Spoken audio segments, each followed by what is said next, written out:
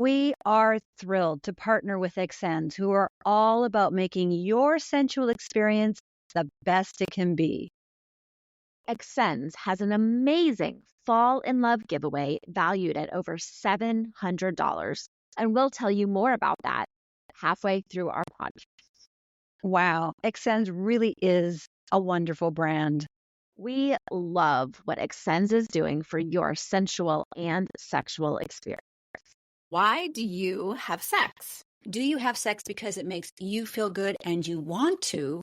Or do you have sex because you feel like you have to? This episode of the Sensational Sex Podcast, you'll find out how women find themselves in the broken orgasm as the goal sex rut. You'll also find out what is your delayed sexual response and how by using your responsive desire, it will move you into your sexual arousal. We'll also cover why women never ask for something that she wants during sex because she, 1, doesn't know how, 2, doesn't feel like she deserves it, and 3, feels like it's too much work.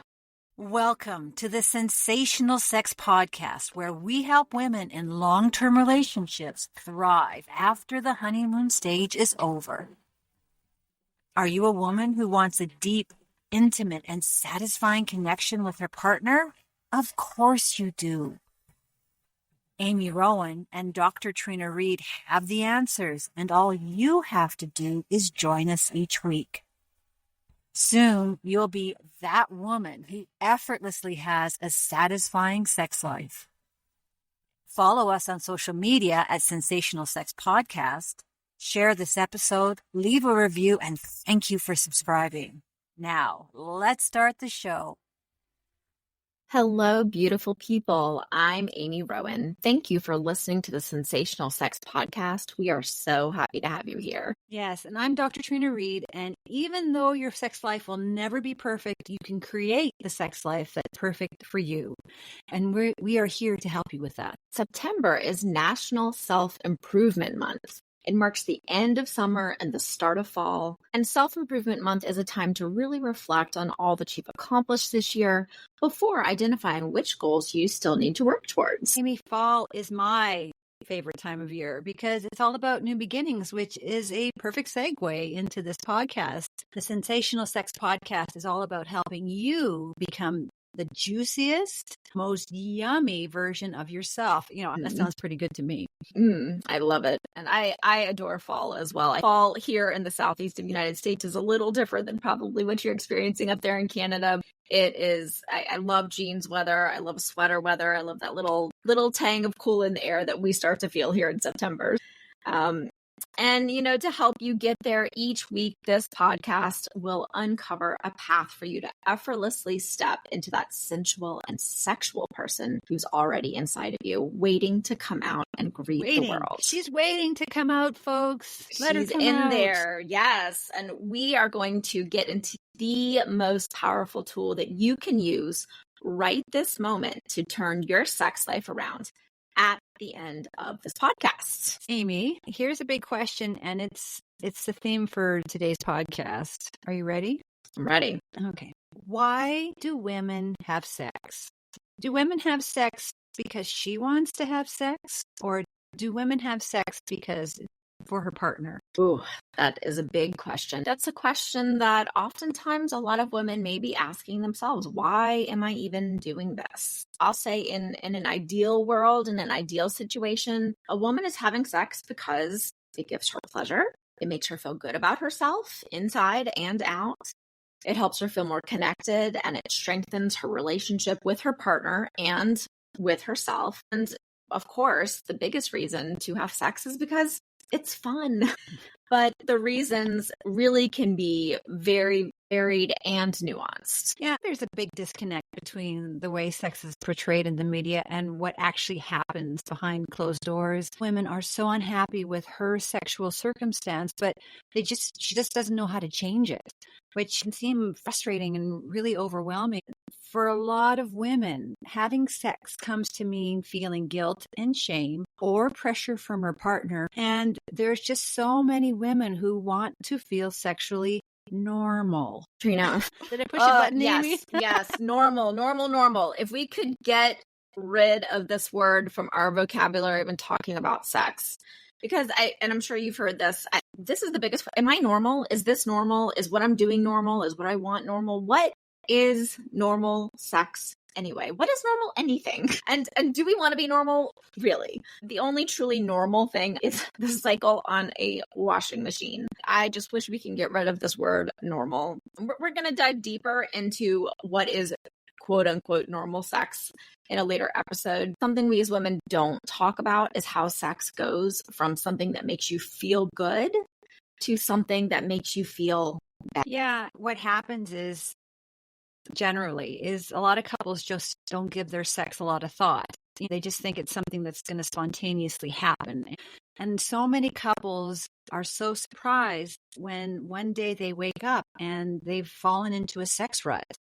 And something we need to talk about is how do so many couples find themselves in this sex rut predicament? So many couples have experienced this because in the beginning of a relationship, and you meet somebody, sex often, not always, but often can feel very easy and very effortless because your sex drive is strong. You just have the chemistry is just off the charts and you're just tearing each other's clothes off and sex is amazing. Fireworks are going off all the time, but that's the honeymoon phase. And anyone who's been in a long-term relationship or multiple long-term relationships knows that wears off with time. And then sex, it's done sort of an about face, and all of a sudden, instead of being effortless, it can start to feel like a lot of work. What we want to discover in this podcast series is how you can go from sex being something you have to do to something you want to do.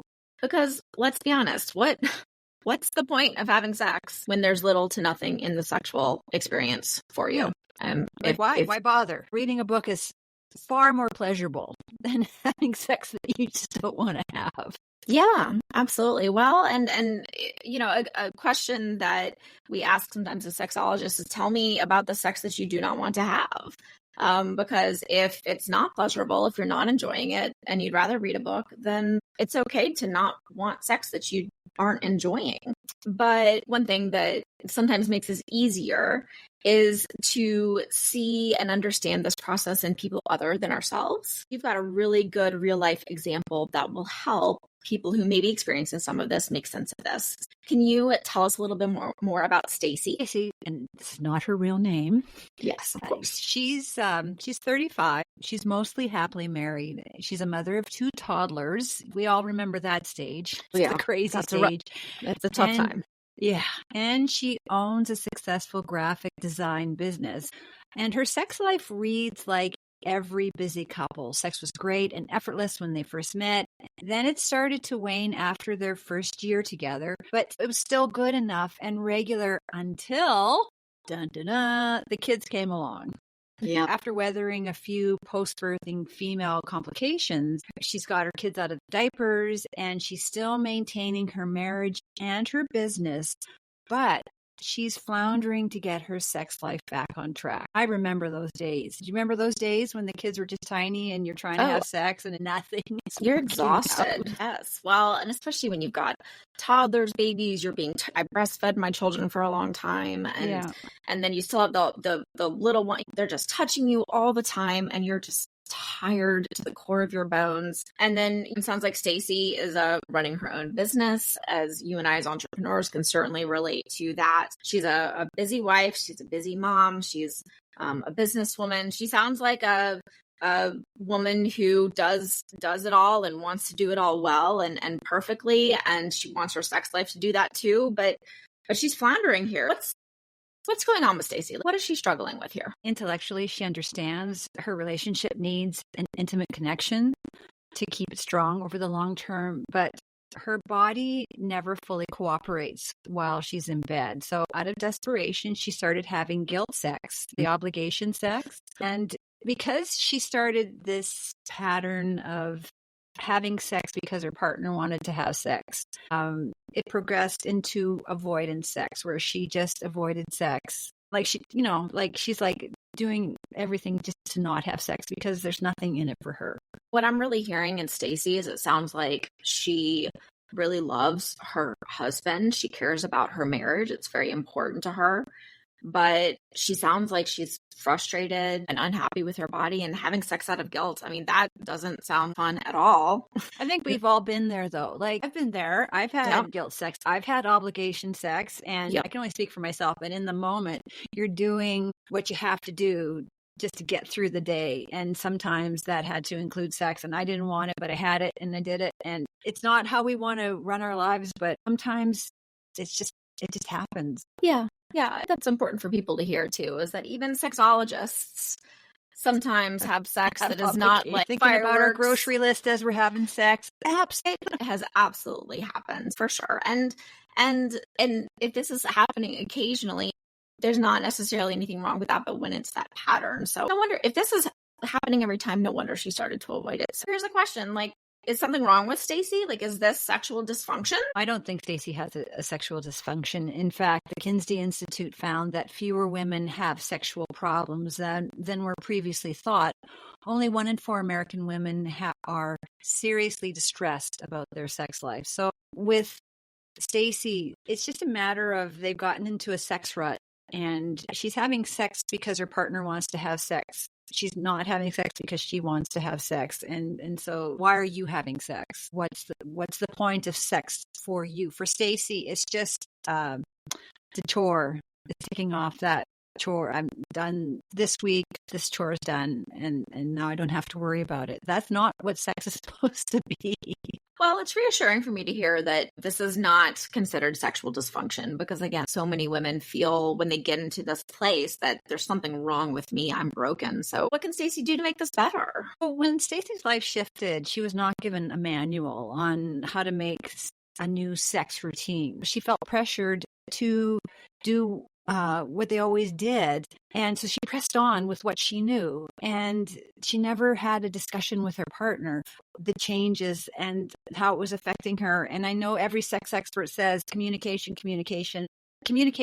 especially in those moments, are so difficult. And I get it. Yeah, absolutely. I like that you brought up sex routine and something that I know that I've learned about, that we've learned a lot about, is a sexual script and identifying that and learning how to change that. So we'll be talking a little bit more about that. We've got a lot to discuss here, so much to unpack, but I want to pause just for a minute and test people's sexual IQ. Amy, I love me a giveaway.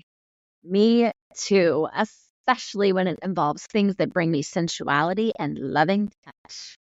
We are thrilled to be partnered with Xsense, who is doing the most amazing Fall in Love giveaway. Don't miss out on the chance to win one of 4 luxurious bundles featuring a best-selling Iroha toy and great Xsense products. Each bundle is worth over $175.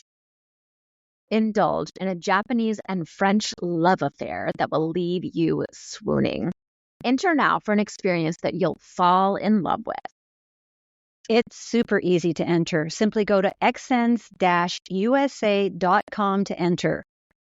Amy, can you imagine this amazing gift basket showing up on your doorstep?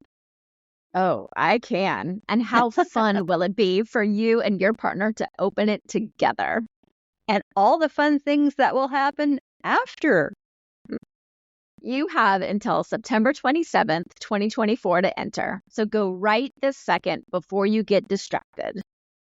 And share the love and make sure to tell all your friends. Make your fall a lot more interesting with the Xsense Fall in Love giveaway. Good luck. Amy and I were keeping our fingers and our toes crossed that you get to win the Fall in Love bundle. And then we're going to get back into our sex coaching session after we test your sex knowledge. So I've got another question for you, Dr. Trina. Okay, I'm ready. You ready? Bring it on. Bring on the question. A lot of people are going to think they know the answer, but it might be surprising. Ready? Okay. Does sexual satisfaction increase or decrease for women as they get older? A, does it increase? B, decrease? Or C, does it stay the same? The answer is it increases. Something to look forward to as you age. Research found as men got older, sexual satisfaction did not change. By contrast, older women were more sexually satisfied than older men. By the time we get to that age, we're just getting our groove on, and we figured things out, and we're finally starting to put ourselves first. That's why women, as we age, we're finally starting to really enjoy our sex. So what was interesting about this research is sexual frequency declined with age for both men and women. However, the decline was steeper for women than it was for men. People in their 30s said that their ideal would be 12 times per month. And by contrast, people in their 70s and beyond put their ideal at 4 times per month. Across all age and gender groups, there were 3 of the most common reasons for having sex. And these were identical across all of these groups. So number 1, having fun. Number 2, feeling good. And number 3, wanting to experience pleasure. Nice. Yeah. Well, I mean, those are the trifecta. I mean, those are the reasons that I like to have sex too. So, well, let's go back to Stacy. This is the part of the podcast where we are going to put on our sexologist hats, and we are going to come up and talk about some practical solutions and ideas.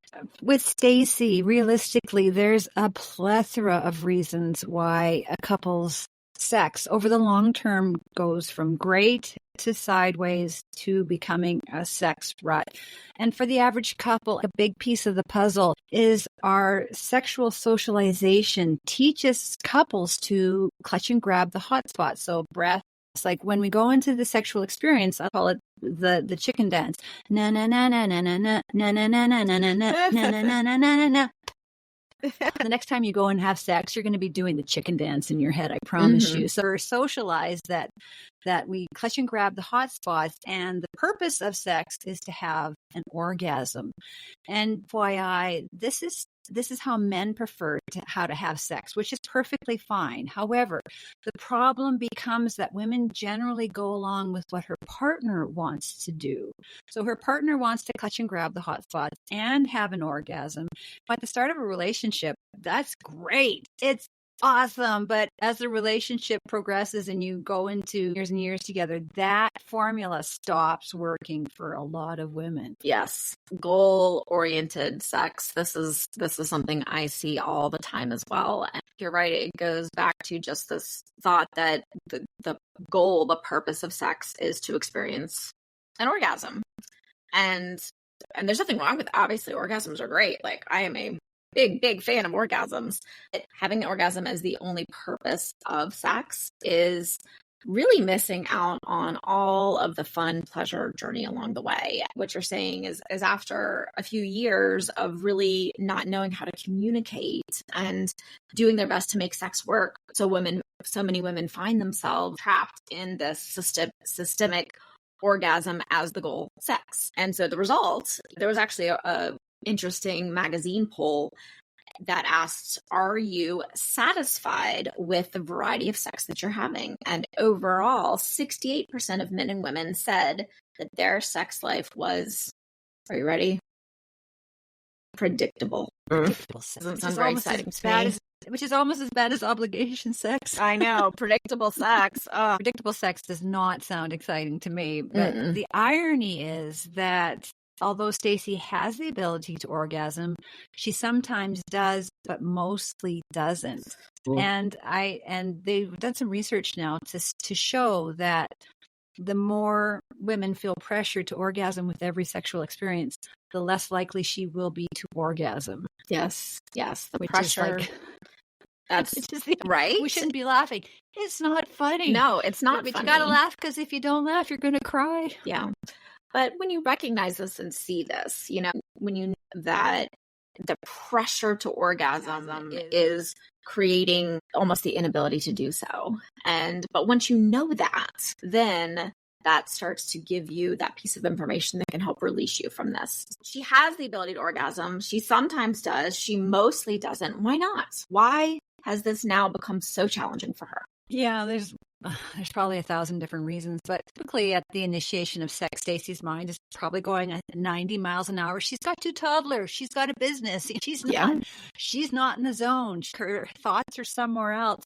And by the time she started to relax and moves from her head and into her body, the sex is over. This is played out too often. It becomes easier to get the sex over and done with, leaving him sort of satisfied and her resentful. Well, and resentful does not sound very fun. No. It certainly doesn't sound like it would inspire her to want to have any more sex than she's already having. No. And I'm glad that you pointed out here also, we talk a lot about the women's experience, but that he was probably only sort of satisfied there. Because again, going back to the take one for the team, right? Okay, well, this isn't going to happen for me tonight, honey. You go ahead and get yours. And he's like, okay, but I just can go into the bathroom and do it myself. I don't need to have a warm body. Thank you. Yeah. Well, and I'm sure, I feel like probably in the vast majority of circumstances, the partner in that situation can tell that their wife, girlfriend, partner isn't necessarily into it. And that doesn't feel very good for them either. No. Yeah. And the problem is nobody's discussing it. Like you're just like finishing and then you're done and you try and make the best of things, but you never talk about it. Yeah. Yeah. And that's frustrating. Sounds like they don't really know what to do about that either. Stacy is like the majority of women in long-term relationships. What's happening for Stacy is she is experiencing a delayed sexual response. And she doesn't know, like so many women don't know, that in this moment where her mind is going 100 miles an hour, she has this delayed sexual response and she needs to put her responsive desire into action. Delayed sexual response and responsive desire. This is sexologist speak. Let's talk. What do these things mean? Let's talk about what these things mean. Yeah, this is our jargon. This is our world. So what's delayed sexual response? When couples think about sexual arousal, they think, your partner touches you and immediately you're aroused, but that's spontaneous arousal. So if your partner gives you a cue, your partner touches you, or you are spontaneously aroused. At the start of a relationship, couples do experience spontaneous arousal. However, as the relationship progresses, the majority of women experience a delayed sexual response, meaning she doesn't feel like having sex at the time it is initiated. And in fact, it will take a little while for her to catch up with this idea of having sex. People just assume that we're always going to have this spontaneous sexual desire. Mm-hmm. When in fact, for women, that's not the case. This is why most sex educators say foreplay, because what it's doing for women is while you're in this delayed sexual response, it's helping to foreplay is helping to warm up your body and your mind into this idea that's, I can get aroused. This is going to be okay for me. This is going to be good. I'll give you an example from my own life when I had small children, because it was sort of similar to Stacy. There was a time crawl into bed, just tired, exhausted. Husband they give you the signs of what they want, what they're looking for, and in that moment, no. And then, but what I learned to do was I learned to say, you know what, motivate me. And that basically meant I need some foreplay and I'm going to need you to put in some time and some work and some effort. I like it.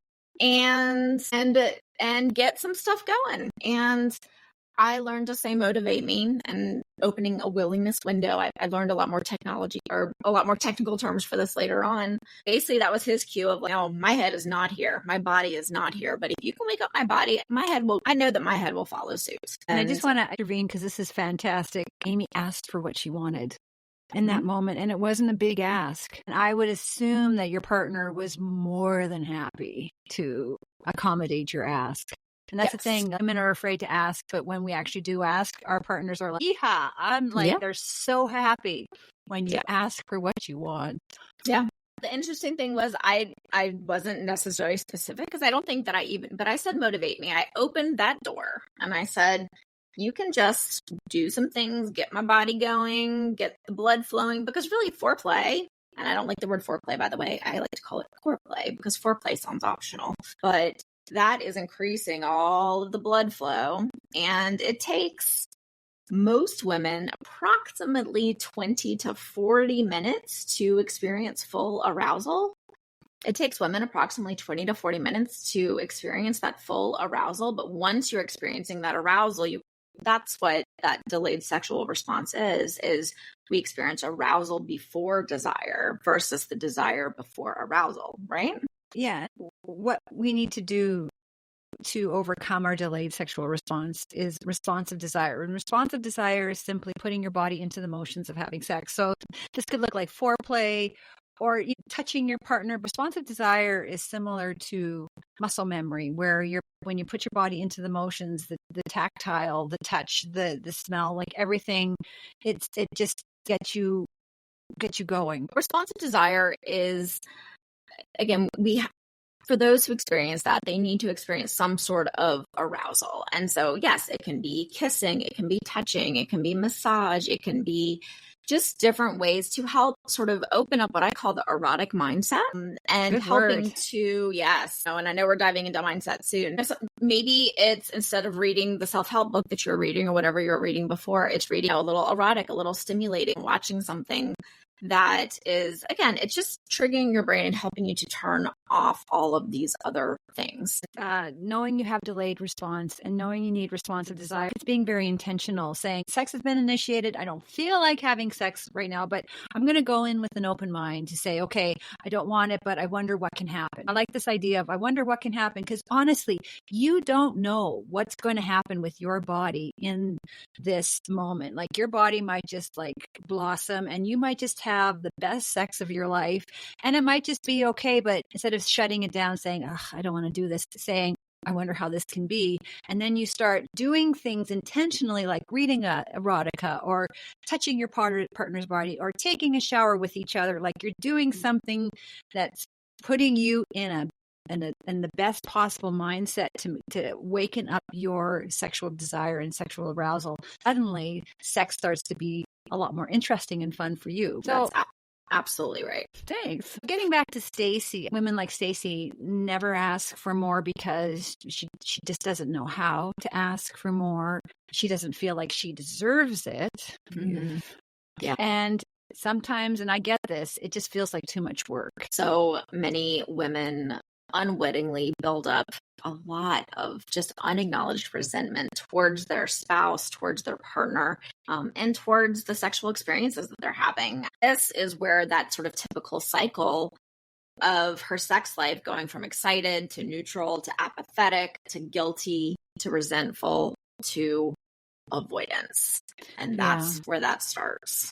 So here's a little known fact. At this point in Stacy's relationship, learning communication techniques and bedroom tricks probably will do very little for the couple, because I feel like she's reached the apathetic stage of sex. The apathetic stage is women who say, I don't care if I ever have sex again. That's the apathetic stage. And it's probably the most difficult stage to be in, because her biggest sex organ, her brain, is digging in its heels and unconsciously refusing to enjoy sex. Mm.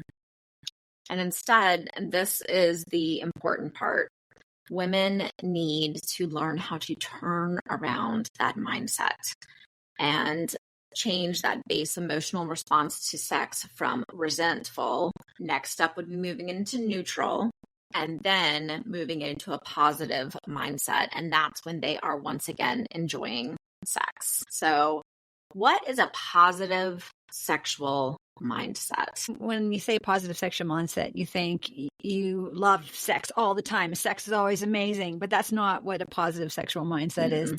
It's looking for what's going right with your sexual experience instead of focusing in on and looking for what's going wrong. When you're in sex and you're actively looking for the things that feel good for you, that's putting on a positive sexual mindset. And we've already touched on this. It's going into the sexual experience saying, well, I wonder what's going to happen. I wonder like how this is going to turn out. Or you're intentionally doing things to make this experience good for you.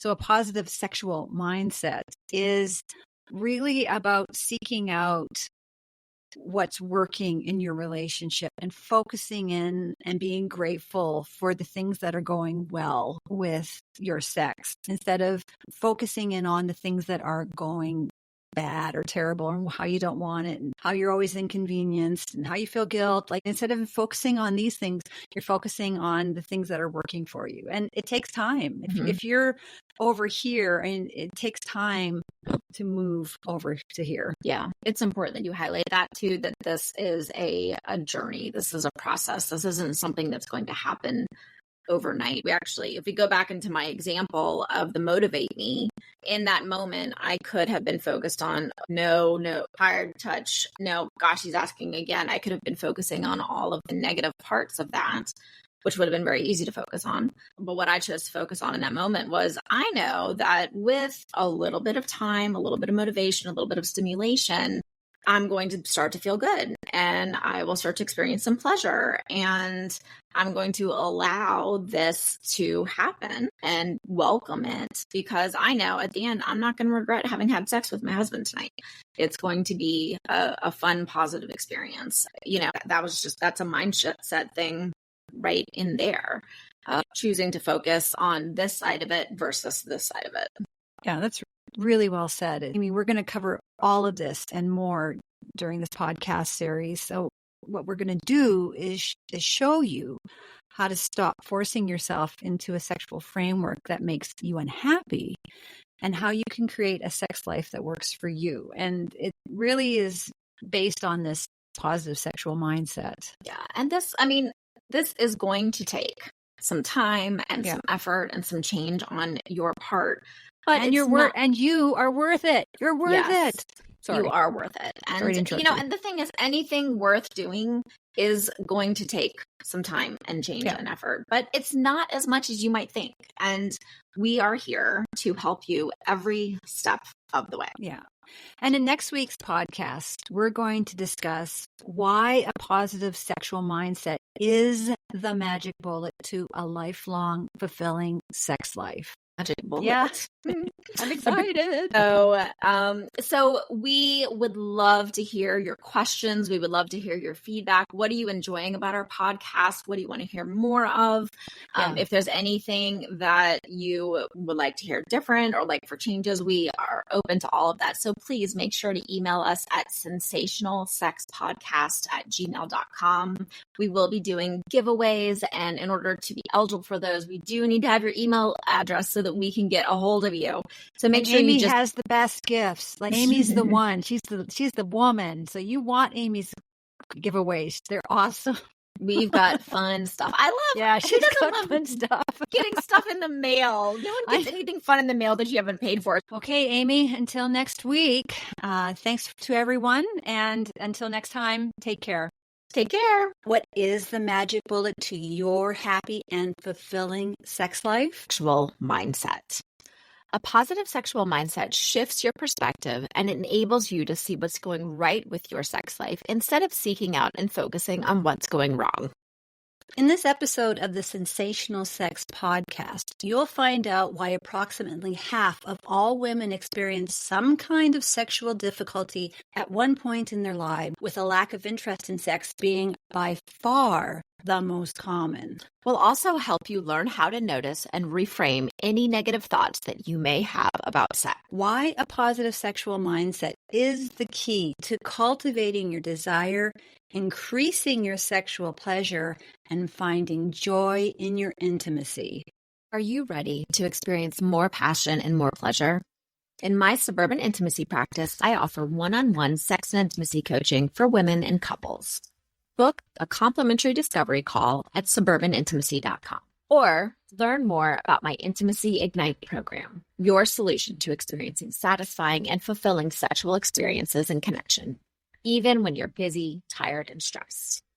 Intimacy Ignite is a curated collection of stimulating sex education, activities, and challenges, whether you are single or in a relationship. Plus, live coaching with me twice a month. Save $10 off your first month with the code PODCAST. You can learn more at intimacyignite.org. Is more fulfilling sex on your mind, but not in your bedroom? Then go to trinareid.com to get your free copy of the Sex Bootcamp Masterclass. While you're there, check out my award-winning fiction book, The Sex Course, that went to #1 in its Amazon category 3 days after launch. Both the Sex Course and Sex Bootcamp Workbook are available in audiobook. If you want to hang with groovy, like-minded, sex-positive women, then join my online courses and the Success Community. It's your time to create the sex life of your dreams. It all starts at trinareid.com. Did you love what you learned today?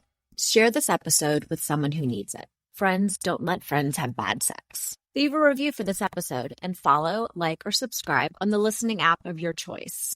We love hearing from our listeners. Email us at sensationalsexpodcast@gmail.com. You can follow us on all social media platforms at Sensational SX Podcast and join our mailing list at sensationalsexpodcast.com.